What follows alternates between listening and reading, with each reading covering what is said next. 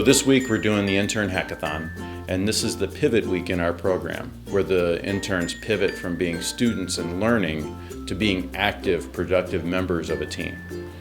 The hackathon provides them the experience of taking and, in a very controlled environment, applying what they've learned to an application, bringing it to completion in 8 hours. So team PJZ, well, we'll skip that, but I'm Jennings. And Zach. So. And we're with Paul, and we made Minion Who. And some of you might be familiar with the game Guess Who. This is a take on the Minion concept that we were kind of forced into. We have all these minions here, and we have 2 screens right now, and they're actually both connected to each other. So if you want to type in Jennings, or Zach works, and then on there Jennings, and then pick whoever you want to be. I'm not supposed to, normally I wouldn't see who he picks. Because we'd be on different laptops. We'd be on different laptops, which does, who yeah. I want to be is the question. Let's go with me. Okay, and I'll just pick, Okay. Yeah. Okay. So, waiting for the other player, and then we both join the game. And so now, again, we won't be able to see each other, but we'll be able to see our screen. So if you want to, for now, just go into full screen on that one. Yeah, that one. So basically, we have a chat right here, and you can type in hi, hello. And so then if you, And then go back to this. So you see how it works, I see it on mine. Okay, so back to Zach. Or you can just leave it, yeah. So basically, the game works as you are trying to narrow down which minion they have decided to choose, but you can only ask yes or no questions and 1 a turn. And then ultimately you'll try and guess for their minion, and every time you guess, that counts as your turn. So if you say, does your minion, or is your minion male? You know, then they'll get the message. And so let's say that they get it, and we just got the message that says, is your minion a male?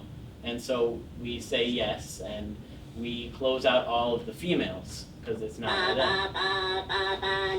And so we include a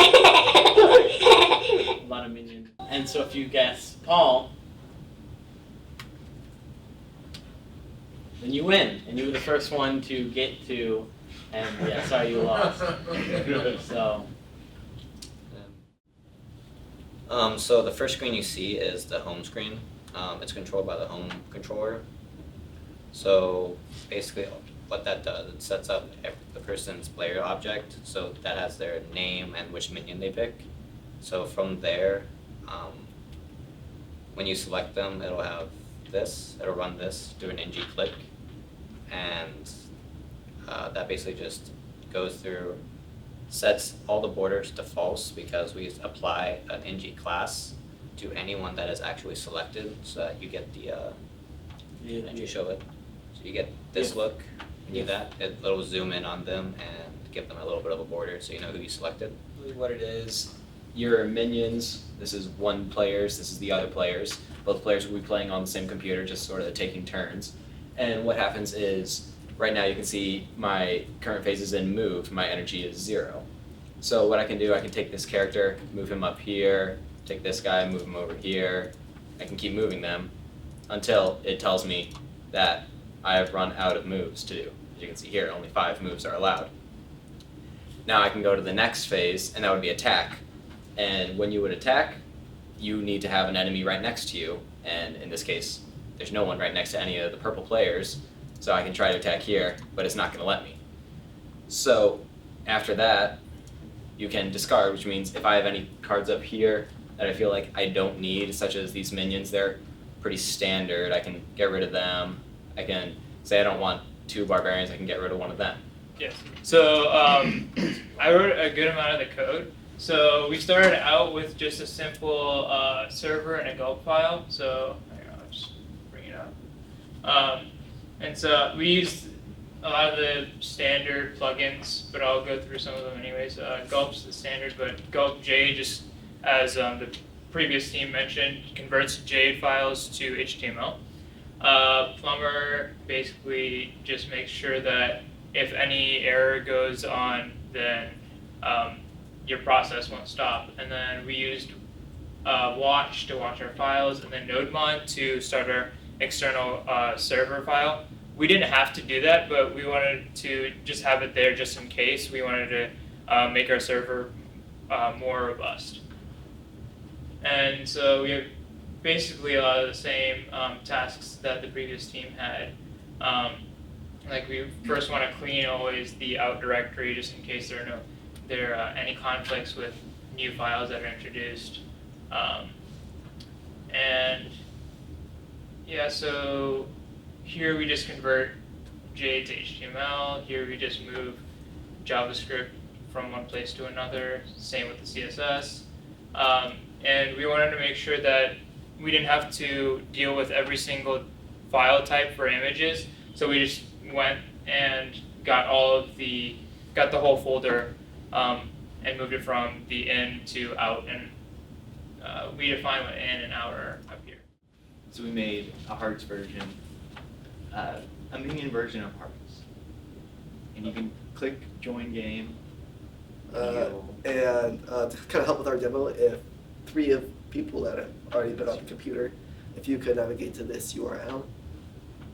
It's stealing-the-moon.firebaseapp.com. So here you see the basic game board.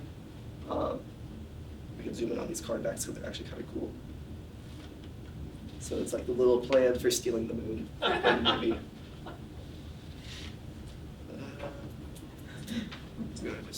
So it's somebody's turn. Yeah, it's mine. Yeah, So so if you scroll down to the bottom, Oh, you'll see. Oh, there you'll they see are. a little alert that comes up that says it's your turn, whenever it's actually your turn. I don't know which of these. We got the turn back. Yeah, you ended up Alright, oh, really? so we'll go step up to the floor,